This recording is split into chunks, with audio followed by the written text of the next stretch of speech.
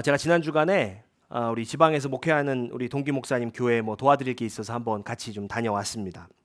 그래서 같이 좀 이렇게 거들릴 일들을 좀 하고 있는데 우체부 아저씨가 이렇게 다녀가신 거예요. 그래도 이제 우편물을 보면서 편지 왔네 그러는 거예요. 그래서 저는 어떻게 생각했냐면 야, 시골은 아직도 편지를 보내는구나 그런 생각을 했습니다. 그래서 누가 목사님한테 편지를 보냈어요? 그랬더니 그게 아니에요. 요 편지 좀 보세요 하면서 저를 보여주는데 무슨 편지였냐면 경찰청에서 온 편지예요. 무슨 편지겠어요? 과속 범칙금. 제가 이제 웃으면서 목사님이에요, 사모님이에요 그랬더니 명확하게 자기래요. 요즘 좀 보면은 사실은 편지 주고받은 일이 도대체 언제인지 기억도 안 나실 겁니다. 요즘 대부분 다 이메일로 받고 메시지로 받다 보니까 편지 받을 일 잘 없죠. 우체통에 오는 편지는 보통 뭐예요? 세금, 범칙금, 관리비 이런 게 보통 우체통에 옵니다. 그런데 이제 과거에는 편지가 유일한 의사소통의 그런 도구이던 시절도 분명히 있었습니다. 여러분 신약 성경의 시대에는요, 이 편지를 통해서 성도들을 격려하고 신앙의 가르침들을 전달해 왔지요. 그래서 이 편지가 하나 온다는 게 굉장히 이제 중요한 일이었어요. 그리고 이 신약 성경의 오간 편지들은요, 묶여서 지금 우리 성경으로 남아 있는 것입니다. 오늘 우리가 읽은 본문도 어떤 서신이냐면 야고보 사도의 편지입니다. 야고보가 성도들에게 보낸 편지예요.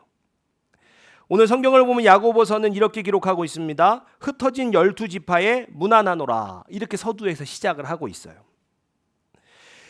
이 야고보서가 기록될 당시를 좀 돌아가서 생각을 해보면 어떤 상황이었냐면 예루살렘 교회에는요 큰 박해가 있었던 거예요. 스데반의 순교를 계기로 해가지고 박해가 굉장히 본격적으로 이 예루살렘 교회의 시작이 되었습니다. 그래서 그리스도인들은요 박해를 피해가지고 예루살렘을 떠나서 사마리아를 비롯해서 구브로 안디옥까지 여러 지역으로 막 흩어져서 그야말로 이제 도망을 가게 된 거죠. 그래서 야고보가 편지를 쓰는데 뭐라고 쓰냐면 흩어진 성도들에게 편지한다라고 이렇게 기록을 하고 있는 거예요. 그러면 우리가 이제 생각해 볼 게 있죠. 그 흩어진 성도들에게 야고보는 왜 편지를 쓰고 있을까? 여러분 당시 성도들이 겪고 있었던 이 어려움은 박해만이 아니었어요. 당시에 로마 제국 로마 제국이 있던 지역에요 기근이 굉장히 심하게 들었습니다. 특히 유대 사람들이 살던 지역은요 극심한 기근으로 인해서 어려움을 많이 겪었어요. 그래서 심지어는 식량을 구하지 못해서 굶어 죽는 사람들까지 발생을 할 정도의 기근의 어려움이 있었습니다. 그러니까 교회를 향한 박해도 있지요. 또 기근도 있죠. 그러니까 성도들이 지금 어려움이 이만저만이 아닌 거예요. 야고보는 이 어려운 시기를 살아가는 성도들에게 이 시기에 어떻게 믿음을 지키며 살아갈 것인가에 대하여서 그것을 가르쳐주기 위해서 오늘 편지를 보내고 있는 것입니다. 자, 그래서 야고보서를 보면요, 야고보가 쭉 권면을 쭉 합니다. 이 어려운 시기를 살아갈 때 우리 성도들 이렇게 해야 합니다라고 권면을 쭉 하는 거예요. 그 권면을 살펴보면 이렇습니다. 여러 가지 시험을 당하더라도 인내하라라고 권면을 해요. 또 지혜가 부족하면 하나님께 구하되 믿음으로 구하고 조금도 의심하지 말라는 거예요. 또 어떤 권면을 하냐면 하나님의 말씀을 듣기만 하지 말고 행하는 사람이 되라고 가르칩니다. 가난한 사람을 차별하지 말고 행함으로 믿음을 보이라고 또 가르칩니다. 그리고 입술을 조심하고 주님께서 다시 오실 때까지 오래 참고 서로 원망하지 말라고 권면을 합니다. 그 권면들이 야고보서에 쭉 이렇게 기록이 되어 있는 거예요. 그리고 오늘 야고보서를 마무리하면서 이 편지를 마무리하면서 고난을 겪는 성도들에게 어떤 권면을 하고 있는가 하면 기도에 대한 권면을 하고 있는 겁니다. 야고보는 이렇게 기록을 합니다. 고난당하는 사람은 기도하고 병든 사람은 교회의 장로들을 청하여 기도를 부탁하며 자신의 죄를 서로 고백하고 병이 낫기를 위하여 서로 기도하라. 여러분 그런데 기도에 대한 성경의 그런 권면들이 좀 다른 곳에도 여러 번 있지만 오늘 야고보의 이 권면을 보면 한 가지의 독특한 특징을 발견을 할 수가 있어요. 그게 뭐냐? 기도를 개인의 일로만 보고 있지 않다는 거예요. 13절에서 야고보는요, 고난당하는 사람이 있으면 그가 기도하라고 말합니다. 그런데 개인의 기도를 권면하는 것만으로 그치고 있지 않다는 거예요. 자, 병든 사람에 대해서 말할 때를 한번 보세요. 혼자 기도해라라고 말하지 않고 뭐라고 하냐면 교회의 장로들을 청하여 기도를 부탁해라 라고 기록을 해요. 심지어 야고보는요, 장로라고 기록하지 않고 복수, 장로들이라고 정확하게 기록을 하고 있어요. 16절에서는요, 너희 죄를 서로 고백하며 병이 낫기를 위하여 서로 기도하라 라고 명확하게 권면을 합니다. 그러니까 야고보는요, 이 권면 가운데 분명하게 밝히고 있는 것이 무엇이냐면 지금 질병으로 고통당하고 있는 성도들에게 스스로 기도하는 것에서 그치지 말고 다른 사람에게 기도를 부탁하라는 거예요. 그렇게 기도를 부탁하면서 서로를 위하여 기도하라고 권면하고 있습니다. 명확한 권면이에요. 그런데요, 오늘날 한국교회 안에서 자신의 질병을 공개하고 기도를 부탁하는 사람이 많을까요? 적을까요? 적은 것 같아요. 공개를 하더라도 뭐라고 얘기하냐면 목사님만 알고 계세요. 네. 저만 알아야 되는 비밀이 꽤 많아요. 네. 목사님만 알고 계세요. 여러분, 그런 경우 사실 많아요.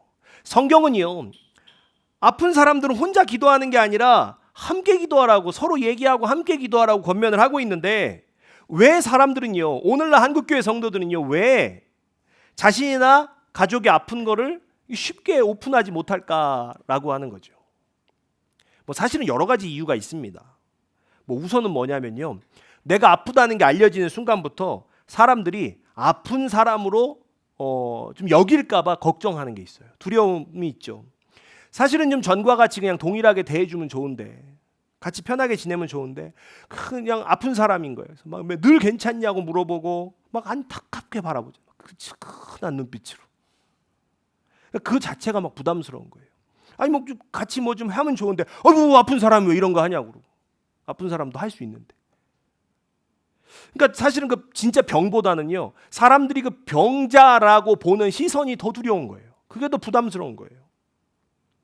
또 어때요? 저 사람 아프다, 내가 아프다는 게 알려지면 그 다음부터요, 수많은 조언과 질문이 따라와요. 우리가 또 어떤 민족이에요? 오지랖의 민족이잖아요.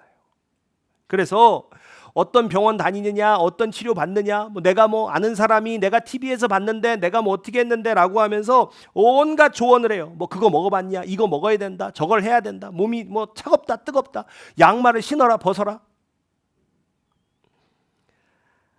아이고 뭐 별 얘기를 다 권면하죠. 사실은 다 선한 마음에서 하는 말이긴 한데 아픈 사람에게는요, 그 관심조차도 굉장히 부담스럽고 힘든 짐이 될 수 있다는 거예요. 자, 또 다른 이유가 뭐예요? 교회 안에서요, 자신의 질병이라는 게 신앙적인 판단이 되어질까 봐 두려운 거예요. 무슨 얘기예요? 어디 아프다 그러면 무슨 죄가 있나? 혹은 믿음이 부족한 건 아니냐? 뭐 기도를 더 해야 되는 거 아니냐? 그 등등등. 그러니까 몸도 아파 죽겠는데요, 그런 믿음의 평가까지 받게 되면은 진짜 그 상처는요, 말할 수가 없는 거예요. 말할 수가 없는 거예요. 여러분, 그러니 내 병도 그렇지만 가족의 질병은 어때요? 더하죠. 더한 거예요. 여러분, 내가 아픈 것까지는 어떻게 알리겠는데 내 가족이 아픈 거는요, 그의 사생활이기도 하잖아요. 그러니까 뭐 더 말하기 어려운 거예요. 그러니까 사실 우리의 마음 가운데서는요, 좀 기도 부탁하고 다른 사람한테 기도 좀 부탁해가지고 같이 기도 받고 그 힘을 얻고 싶은데, 야 이거 어디까지 말해야 될지를 모르겠는 거예요. 그 말하는 것도 부담스럽고 막 어려운 거예요. 여러분, 우리가 사실은요, 나의 질병, 나의 아픔, 때로는 우리 가족의 질병과 아픔에 대해서 그거 알리고 기도 부탁한다는 게요, 굉장히 부담스러워요. 그런데 오늘 야고보서에서 야고보는 명확히 얘기하는 거예요. 자신의 형편을 알리고 사람들의 기도 부탁하라는 거예요. 왜 그럴까요? 왜 그런 권면, 왜 그렇게 하라고 오늘 야고보는 기록을 하고 있을까? 여러분, 자신의 아픔을 다른 사람들에게 알리고 기도를 부탁하는 행동에는요, 도대체 어떤 믿음이 담겨 있냐는 거예요. 요 힌트가 16절에 마지막 부분에 나와 있어요. 우리 야고보서 5장 16절 말씀을 한번 같이 읽어보겠습니다. 같이 읽습니다. 시작. 그러므로 너희 죄를 서로 고백하며 병이 낫기를 위하여 서로 기도하라. 의인의 간구는 역사하는 힘이 큼이니라. 아멘. 의인의 간구는 역사하는 힘이 큼이니라. 여러분, 그런데 신약 성경에서 이야기하는 의인은 어떤 사람이에요? 죄가 전혀 없는 사람이요? 아니라는 거예요. 신약 성경이 말하는 의인은 예수 그리스도를 믿음으로 말미암아 의롭다 하심을 받은 자를 의인이라고 해요. 그러니까 자신이 의인이라고, 내가 의롭다고 주장하는 사람이 아니라요, 자신의 죄를 고백하고 그리스도의 의를 의지하는 사람이 의인입니다. 그래서 야고보가요, 의인의 간구는 역사하는 힘이 크다고 말하기 직전에 뭐라고 얘기하냐면 너희 죄를 서로 고백하라고 말하는 거예요. 여러분, 자신의 죄를 고백하고 예수 그리스도를 믿음으로 의롭게 된 자들, 그 의인의 기도는 역사하는 힘이 크다고 성경은 분명히 기록을 합니다. 자, 그런데 가만히 생각해 보십시오. 우리는 다 어떤 사람들이에요? 죄인들이에요. 자, 그런데 동시에 어떤 사람들이에요? 예수 그리스도로 말미암아 의롭다 하심을 받은 자들이에요. 그러면 우리의 기도에 역사하는 힘이 크다는 거예요. 그런데 이 말씀을 들으면 우리의 기도에 역사하는 힘이 큽니다 라고 하면 아멘 하지만 동시에 어떤 생각이 드냐면 근데 나 같은 사람의 기도에 무슨 힘이 있을까? 이런 생각도 동시에 든다는 거예요. 나 같은 사람 기도에도 뭐 힘이 있을까? 여러분, 야고보는요, 이런 생각을 하는 사람들에게 엘리야의 예를 들어서 이야기를 하는 거예요. 야고보서 5장 17절로 18절입니다. 같이 읽습니다. 시작. 엘리야는 우리와 성정이 같은 사람이로되 그가 비가 오지 않기를 간절히 기도한즉 3년 6개월 동안 땅에 비가 오지 아니하고 다시 기도하니 하늘이 비를 주고 땅이 열매를 맺었느니라. 아멘. 여러분, 오늘 야고보서는요, 엘리야의 특별함을 강조하지 않습니다. 오히려 뭐라 그래요? 엘리야가 우리와 성정이 같은 사람이라는 거예요. 여러분, 성정은 본성을 이야기하는 겁니다. 본성. 그러니까 우리랑 엘리야는 같은 본성을 가진 사람들이에요. 어떤 본성이에요? 죄인의 본성을 가진 사람들이라는 거예요. 엘리야도 원래 우리랑 똑같이 죄인이라는 얘기예요. 그런데 그 엘리야의 기도를 통하여 어떻게 놀라운 역사와 기적이 일어날 수 있었을까? 여러분, 엘리야가 특별한 능력을 가진 사람이어서 그런 것이 아닙니다. 그러면 비결이 뭐예요? 그의 기도를 들으시는 하나님이 전능하신 하나님이시기 때문인 거예요. 여러분, 우리도 다 죄인이었어요. 우리의 본성은 죄인이에요. 그런데 하나님께서 예수 그리스도를 믿는 우리를 의롭다고 인정해 주셨어요. 의인의 기도, 우리의 기도가 역사하는 힘이 큰 이유는요, 우리에게 특별한 능력이 있기 때문이 아니에요. 의인에게 특별한 능력이 있기 때문이 아니에요.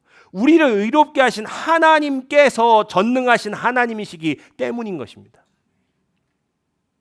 여러분, 그래서요, 다른 사람에게 기도를 부탁한다는 것, 그것은요, 그 사람의 특별한 능력을 믿는 게 아니에요. 그 사람의 특별한 능력을 믿어서 그 사람한테 기도 부탁하는 게 아니에요. 그럼 뭘 믿는 거냐? 그 사람이 나를 위하여 드리는 기도를 하나님께서 들으신다라는 사실을 믿는 거예요. 여러분, 나를 위해 기도해 주십시오 라고 말하는 것은요, 사람을 의지하는 행동이 아니라는 거예요. 다른 이의 기도를 통해서도 역사하시는 하나님을 믿는 거예요. 그래서 여러분, 기도를 부탁하는 것도 믿음인 거예요. 그런데 우리가 앞서서 잠깐 얘기했잖아요. 성도들이요, 자신의 아픔을 드러내고 기도 부탁하는 경우가 많지 않다는 거예요. 왜 그래요? 자신이나 가족의 아픔을 어렵게 꺼내놓고 기도를 부탁을 했는데, 근데 기도가 모여야 되는데 기도가 모이기는커녕 내 이야기가요, 사람들의 가십거리가 되는 거예요. 막 퍼져나가, 일파만파 퍼져나가요. 여러분, 기도 부탁한 사람은요, 자신의 가장 연약한 부분을 믿고 맡긴 거예요. 그런데 내가 말도 안 했는데 온 동네 사람이 다 알고 있는 거예요. 이 사람도 알고 저 사람도 알고 다 알아요. 그리고 만나는 사람들마다 다 막 아유 어쩌다 그렇게 됐냐 그러면서 막 사정을 물어와요.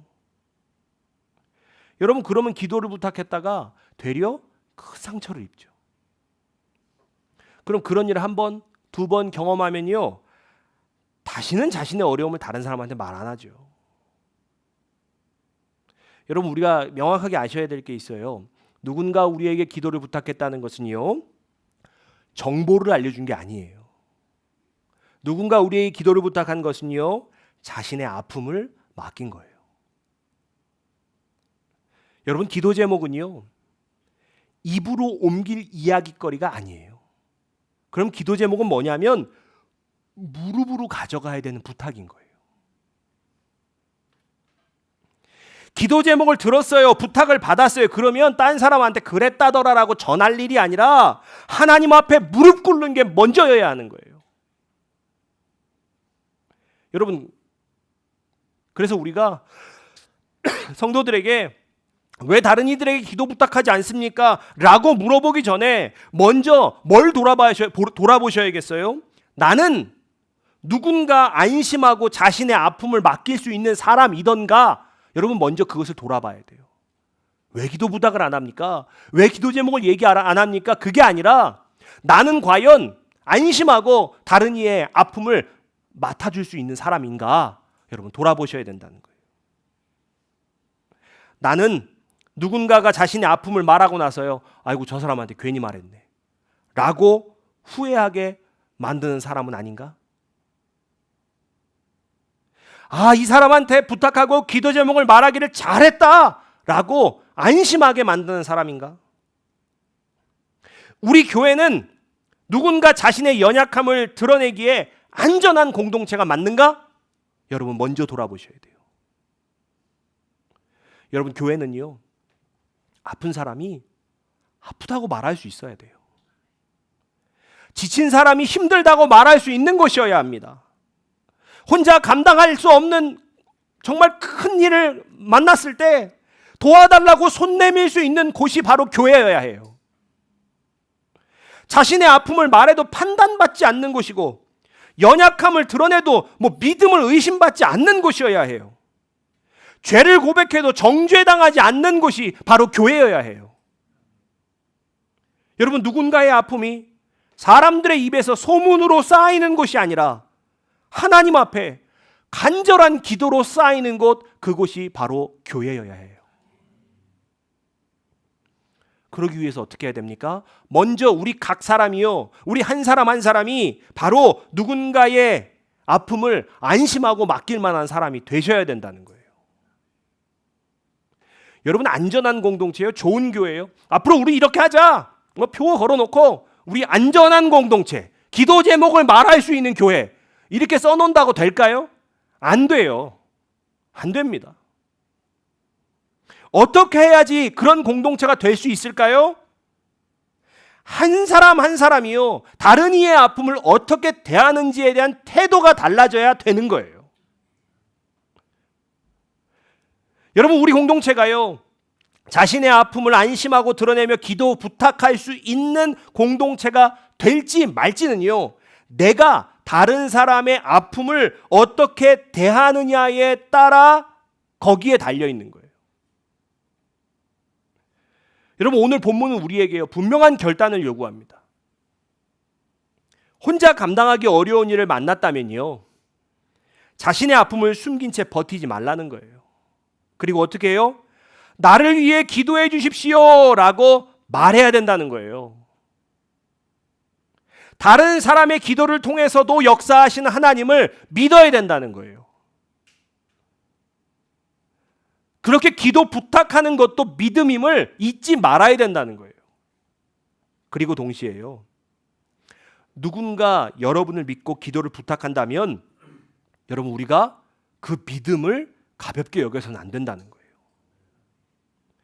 그 사람을 판단하지 않고 우리는 정말로 기도 부탁을 받았을 때요, 실제로 하나님 앞에 간절히 기도하셔야 된다는 거예요.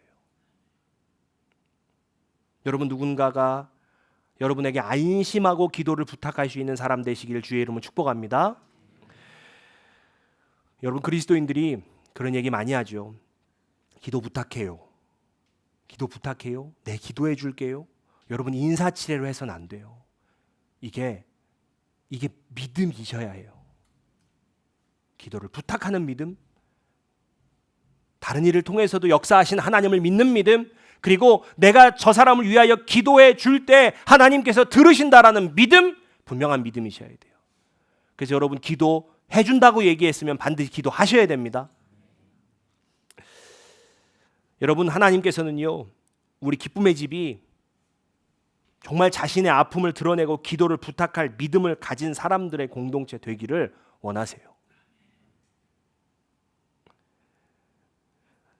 또 누군가 안심하고 기도를 부탁할 수 있는 사람들이 가득한 공동체가 되기를 원하십니다.